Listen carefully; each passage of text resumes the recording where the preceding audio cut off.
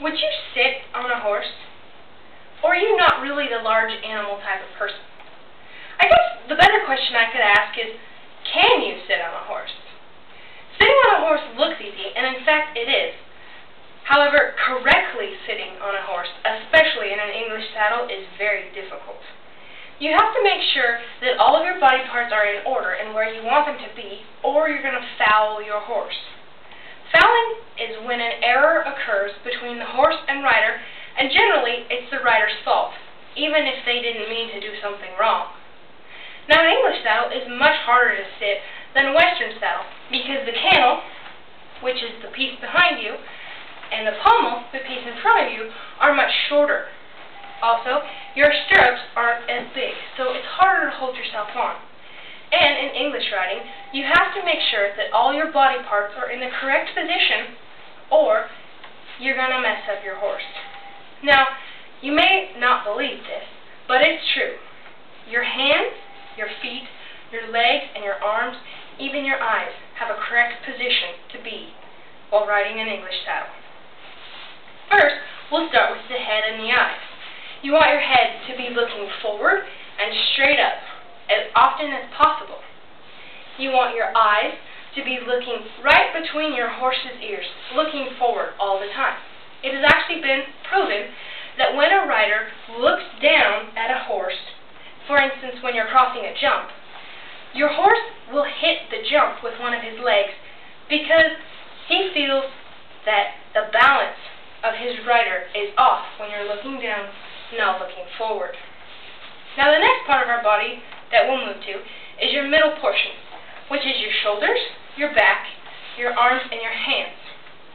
Now, these all must work together in order to make your horse do what you want. Your shoulders are the outline of your posture as well. You want to be looking tall and straight and confident in the saddle. You don't want to be slumpy or lazy looking, because nobody wants to see a lazy horseman. You want your shoulders and your back to work together and to look confident. You don't want to be too relaxed, because you don't want to look slumpy, but you do want to look relaxed, like you're comfortable on your horse.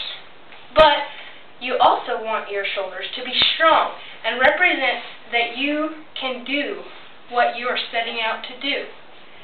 But you don't want to look like you're restricted to being stiff. You want to look relaxed and strong, and it's a very difficult combination to get to. Now, your arms and your hands work together to control your horse. Your hands have a special positioning on the rein. These three fingers go around the rein, while your thumb and your pinky remain out to the side. You want your thumb and your pinky out to the side for when it comes to turning your animal. It helps you keep control of the reins, and it makes your reins very easy to slide. Now, we are going to talk about your hips and your legs. Your hips are the centralized part of your body, and you want to keep them safe in the saddle. You don't want to be moving forward or backwards or side to side. You want them to stay central. If you get off balance with your hips, you will fall off. Now, your legs are very, very important in your body when it comes to horse riding. These muscles right here in your calf are what hold you on. They also push your horse into forward motion. If you don't squeeze with these legs, your horse will stop, and if your horse stays moving, you'll most likely fall off. So, keep these legs, these muscles tight when your horse is moving forward. Now, your calf muscles are very important when it comes to moving your horse side to side and making them go faster. That's what those muscles are for. Now, your feet are very important, and you want your toes to be pointed up and your heels down. This is, for instance, when your horses move forward and you don't catch yourself in the seat. You can catch yourself with your feet because your pommel is very small. Now, I've given you a brief explanation of how to sit on an English saddle, and I realize that English riding may not be for everyone. But if you do try it, I know you'll have fun. But you have to remember that every part of your body has a specific place to be. And remember, balance is key. If you keep all your body parts where you want them, you'll save your balance, and you won't